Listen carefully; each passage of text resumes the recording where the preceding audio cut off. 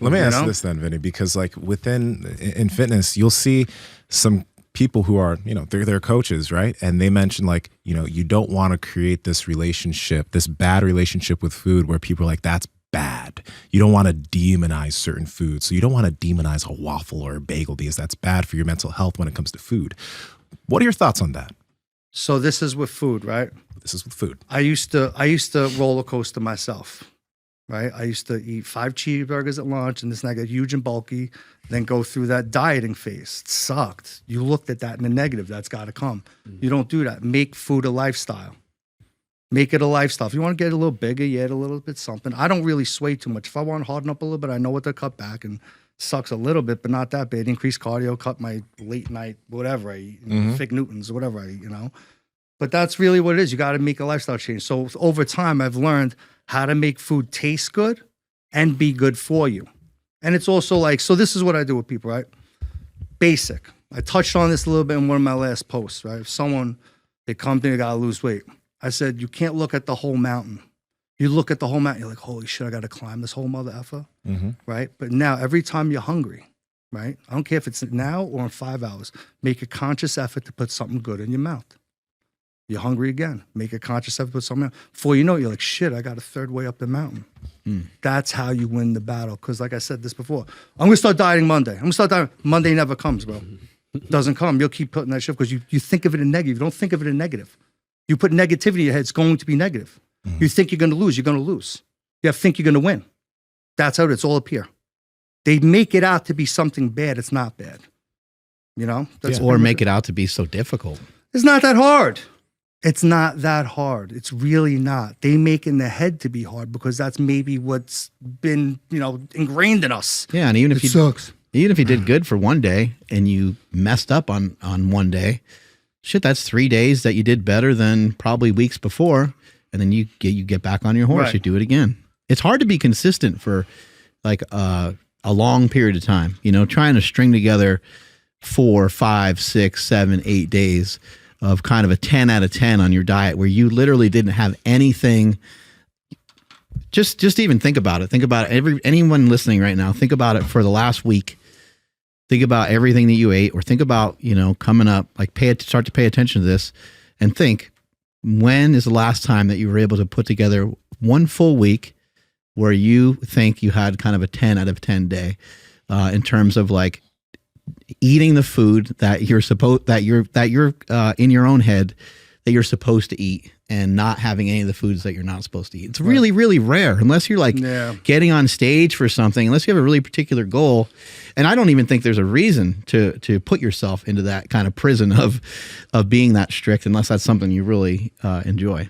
So to touch on that about writing down what you eat is what you were saying? Just kind of recording? Yeah, writing it down is not a bad idea, but just think about it. Maybe not so much for maybe the average normal person who's just looking to wait and get over that and beat that battle of just trying to get skinnier. That's easy. Like I said, make conscious effort every time you eat something and with some knowledge on what to eat. But for someone who's an athlete or a bodybuilder, let's take, right?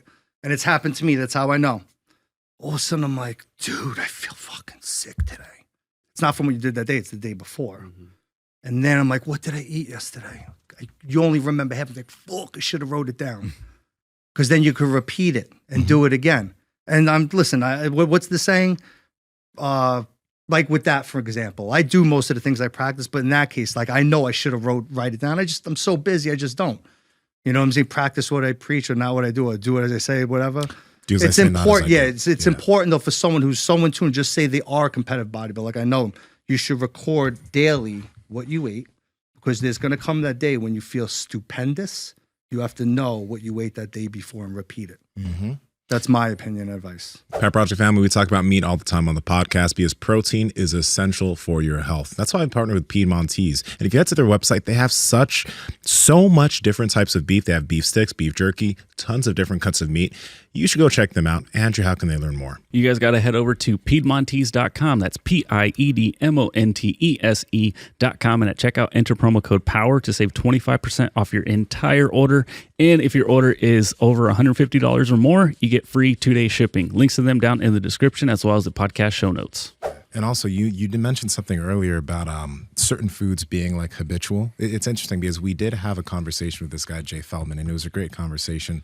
We kind of were going back and forth on how, for some people, eating patterns can be somewhat of a habit, right? So like they're used to eating at this point in time during the day. They're used to snacking on something. So they're not consciously thinking about it. But you mentioned two things that are super important. Being conscious with what you're about to eat, and then like not having a habit of it. Because if you're conscious and if you're someone who snacks all day long, but now you're thinking about what you're snacking on, now as you're snacking on something, you're like, am I really hungry for this right now? Because you're being conscious, as you mentioned, do I need this right now? And maybe you start snacking a little less. And you, working with people, you know how many calories people can take in because they snack. A lot. So I have, when you were saying, I'm thinking of this one client about like, let's start with just like one day. Right? Mm-hmm. And I hate when people say, I can't do it. You can do it. Yo, the guy who comes to me and works out hard, and he shows lift some weights, but he's fat, bro. You know, and I'm like, and he wants to lose weight. Yeah. And I go, yo, he's like, yo, I can't. I go, stop saying you can't. You can. One, you just don't want to. Give me a little effort. Then, like I said, you find out that he blazes every night and just goes ham on like a box of Rice Krispies or whatever, right? I'm like, yo, and I'm ready. Don't start. Well, then you go hormonal and estrogen and all that. But I go, and I'm going to be real. I could say stop smoking weed every day, but that's not going to happen. I go, yo, give me 1 day a week. Give me 2 days a week. Before you know it, you're only smoking weed on Saturday. Keep Saturday forever. So you have something to look forward to, if that's the person you are. And go ham on whatever you want to eat, egg sandwiches and bagels and whatever. You know, and you'll be okay. It's, now he's doing it every day. Make that a habit. Shift your habit, you know? Egg sandwiches. You mentioned it I was just twice, thinking that. and now I can't I stop. must want an egg sandwich. Dude, they don't have them here. Like they don't have a hard roll. When I Hard first, roll, that's what it's yeah, called. when I first moved here, I asked for a hard roll, and they're like, "You want a roll that's old?" Come on, bro. And I was like, "No, like a hard roll, I want Yo, there's like a nothing bacon, egg, and better cheese or a than sausage." a Long Island deli, a 2-5 bacon cheese on a roll. Banging. I get 2 of them. Sometimes I order so many, I'm embarrassed. I'm like, how many do you want? Let me get it 5 times. Yeah. Or if you get like a buttered roll, there's so much butter. Oh on my it. It's God. unbelievable! You don't even want it on my teeth. It's like a half stick of Yeah. butter on there. You know, you'd think like Long Island delis, we love them so much, or you know, that Yeah. they would do great everywhere. They don't. It's like I don't know why. Maybe it's, I think it would work out here. It would. for me. Work in here, like in this gym.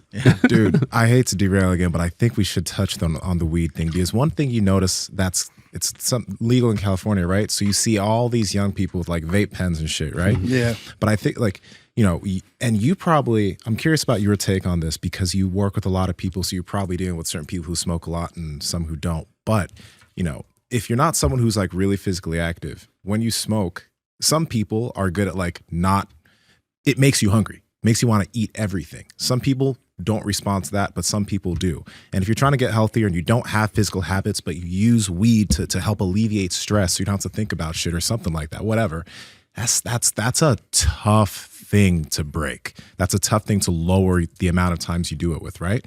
So how do you, well, first off, what are your thoughts on weed in general? And then how do you handle, like, similar to your client, like what kind of challenges do you see when you're working with a client who smokes often? Well, they smoke often for medicinal reason, is what you're asking me? Medicinal or recreational? Because a lot of people, medicinal, but a lot of people, recreational. Most people recreational. There's recreational. no one really medicinal that I've come across. So how I could tell you firsthand, my clients, they just smoke weed and go ham on what they want to eat, and they're fat. So really, it's not really for medicinal reason why they're doing it. But if someone is doing it for a medicinal reason, right? So they have to smoke weed for anxiety, whatever it may be. Anxiety, I guess. One of my friends says he drinks a glass of wine, smokes weed every night because of his anxiety. But all right, we have to drink a bottle of wine. Anyway. Right? Anyway, he knows what I'm talking about. Anyway, so you have to give him things to eat, right? So like I'm a master with food. I've learned this over the years, how to make it taste good and be kind of healthy. And like, yo, not just taste good for me, like it tastes good. Give him that as a solution. Like I said, you got to meet me halfway. If you're not willing to meet me halfway, I can't help you. Keep smoking weed, kills your anxiety. You want to eat, you know, whatever, this and that. But what about if you try this? This is pretty good, and you'll lose weight. That's my advice. Okay. Hey guys, if you like this clip, go ahead and comment down below and let us know what you liked about it. All right. Share this with a friend. Make sure to subscribe to the channel. And also, we are on Reddit and Discord. All that's down below. All our sponsors and everyone that supports us down below there too. So you can get whatever you like from us. All right. Peace.